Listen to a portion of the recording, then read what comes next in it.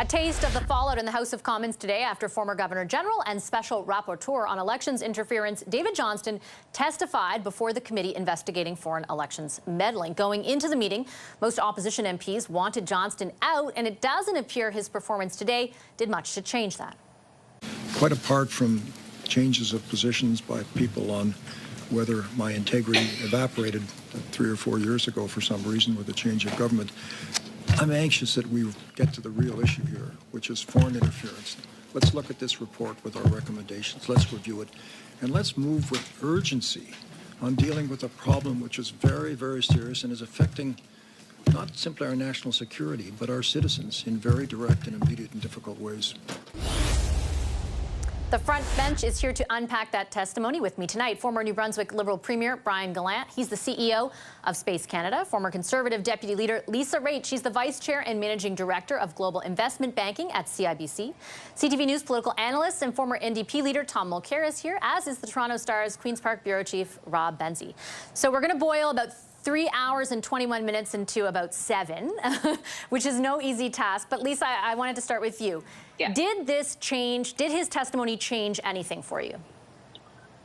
Oh, not for me. I thought, though, that the NDP, I thought Jenny Kwan had some really good points. She had some really good moments with the former Governor General. And I thought as well the Conservatives, especially Michael Chong, boy, he did a really good job. And the 2 points were, basically, did you have all the pertinent information in front of you in order to make the decision of not having a public inquiry? And if not, why not?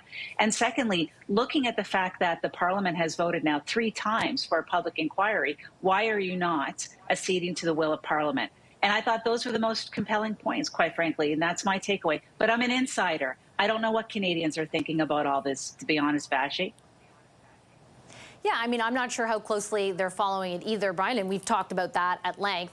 I did think that, and Mr. Singh was just here to talk about it, just jumping off what Lisa said, the fact that Mr. Johnston did admit that the information CSIS conveyed to Aaron O'Toole since that report has been released was not part of his analysis, was something tangible to take away. So he came to the conclusion an inquiry wasn't necessary, but it sounds like some of the pertinent stuff that should have been part of that analysis wasn't. Yeah, I mean, that's definitely possible. I'm not sure that's exactly what he was getting at, but nevertheless, he sort of put that out there saying, yeah, I guess, sort of paraphrasing, it is possible I didn't get all the information. So I don't think that's incredibly helpful to his case. And look, I think, as already mentioned, that today's testimony was not going to change any of the political parties' minds, any of the people that were in that room or those on the Hill listening. I wonder what it will do for Canadians. I tend to think, as Lisa said, it's hard to tell, obviously, when we're in the bubble, but I tend to think that Canadians are just going to find themselves hearing about this story again. To me, it sort of leads to a conclusion that I think if I were giving advice now, I think it is time for maybe him to move on and allow someone else to take over. He says today he won't be deterred from doing the work. It's pretty clear that and I just don't see it, that the opposition is going to be deterred from criticizing his work and viscerally. It feels, although he's very much somebody that I think has a distinguished career, as the Prime Minister pointed out effectively, that he was appointed by Conservatives and Liberals, he's just not in a position to be able to continue his work in a way that his findings will carry weight with any of the political parties other than the Liberals. And because of that, I think it's just it's sort of untenable, and it's unfortunate because the work could have been valuable. But I think just him at the helm at this point, even though, again, I can't say how much respect I have for him, and I think he has a distinguished career, he's just in a situation that he's not going to be able to carry the ball across the finish line, and parties are going to listen to his findings. It's hard to argue any differently, Tom, at this point, I think. Just listen, having consumed the 3+ hours, the degree to which he felt it necessary even to defend the appearances of conflict of interest, many examples what were put his way, like the degree to which he wanted to talk about how he didn't feel there was one. I mean, if you're constantly on the defense, the sort of like, the degree to which you can then move forward with those public hearings or come to conclusions that Canadians as a whole adopt or believe in, it seems like it's rattled. Yeah, I really like the way Brian just put it, and I would add it's not only the political parties that are not going to be satisfied, but according to the polling, the vast majority of Canadians, and that's the most important thing, are not satisfied. It's their democracy, their democratic institutions. I do think there was a lack of respect for the most fundamental of those democratic institutions, the House of Commons, when it voted overwhelmingly to say, please step aside, let somebody else do this. But more fundamentally, there is something that did come out, and you alluded to it, Vassy, when he said that he did not have the information concerning Aaron O'Toole, and yet in his report he wrote this, that he has no case where either Mr. Trudeau or any one of his ministers failed to act.